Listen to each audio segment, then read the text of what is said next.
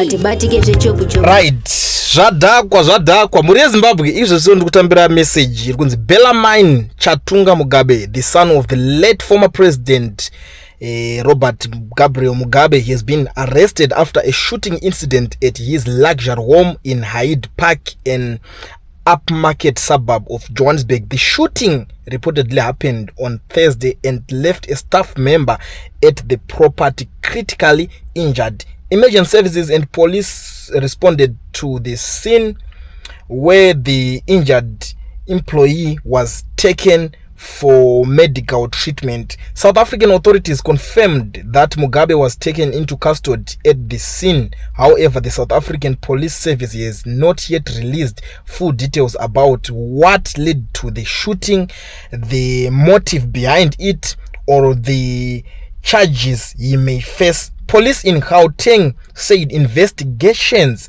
are still ongoing and that more information will be provided once the case has been fully assessed. The incident has drawn significant public attention as Mugabe has previously been linked to other legal and personal controversies. Further updates are expected as authorities continue their inquiry. This is the current situation right now. I don't know what is wrong with this Mugabe son.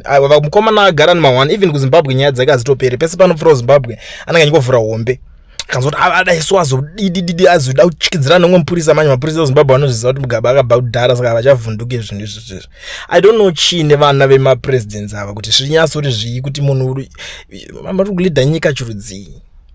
Munofungidzira kuti munhu wese anenge ari kuZimbabwe kwekuti munongoita zvamunoda naye munokwatura mambama, because these guys in Zimbabwe vaingokwatura mambama. This is not a secret. Vanhu vakandovaita zvitauro kuti wakamana tanzwa kukwatura mambama nevana, but taingozviignora tingoti imi zvingaita seiko, ngototi tazonzwa vaingoita zvavanoda kubva kuzvikoro chaiko vangatozikanwa kuti these guys vane kamwe kaubhuli kavangangorida so. But tarisai kwa zvinenge zvazongosvika unongosara wangu muna taisireva. At the end of the day discipline yakakosha. Hatitarisire kuti munhu ozonzi because of ngori mwana Mugabe think kuti muSouth Africa vanokusiya wakadaro. muSouth Africa chero katoita mwana waMandela, they don't care, vanokuita zvese zvese munomu, havatombovhunduke kana kukutarisa kuti ndwani unenge uchiita nezvei, unenge watumwa nani.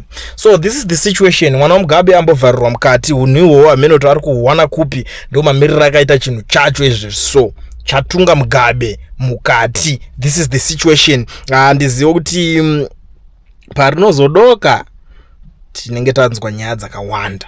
But anyways, thank you so much muri yeZimbabwe for watching Kulian TV. Ndo patinokupai ma updates pa channel yenyu panapa pa chivhiti. Atinonoke without fear or favor. Toramba tichingokanda tichipotsera gia mwana takaenda. Kulian TV team BAT asi vanhu vachishamsika. Kulian TV aichatsika saka subscribe wozolaika uchawana zvisapa nachichazosha. Everybody say Kulian yeah. Information need brilliant yeah. Everybody say Kulian